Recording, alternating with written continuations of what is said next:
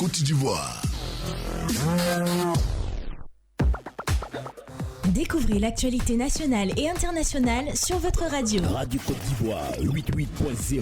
88.0 Abidjan. 88 FM Abidjan. 24h sur 24. Radio Côte d'Ivoire. Numéro 1. Numéro 1. Sur Il est 8h. Radio Côte d'Ivoire, le Flash Info. Ange-Patrick Eolier. Bonjour à tous et bienvenue à ce point sur l'actualité africaine. Au Mali, l'ancien député et fils de l'ex-président Ibrahim Boubacar Keïta dans le viseur de la justice de son pays. Karim Keïta, recherché dans le cadre de l'enquête sur la disparition il y a un peu plus de 5 ans d'un journaliste malien, Birama Touré. Depuis 5 ans, les enquêtes n'avaient vraiment pas avancé. Le dossier s'est accéléré grâce notamment à la coopération judiciaire entre le Mali et la France. Karim Keïta, qui réside ici en Côte d'Ivoire, a toujours clamé son innocence dans cette affaire.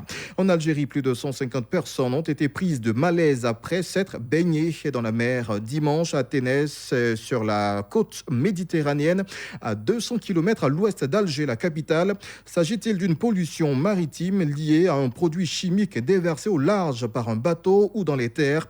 Une enquête a été ouverte. Autre actualité africaine, la France renouvelle son aide budgétaire au Tchad avant le G5 Sahel. Le président français Emmanuel Macron a réitéré son soutien à la transition tchadienne et a promis à échéance rapprochée une nouvelle aide budgétaire. C'est ce qu'a indiqué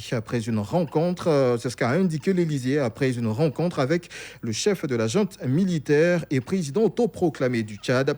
Mahamat Idriss Déby Itno répondait à l'invitation à Paris de Emmanuel Macron dans le cadre de la préparation du prochain sommet du G5 Sahel. Et puis justement, s'agissant de ce sommet, il se tiendra par visioconférence ce vendredi 9 juillet 2021.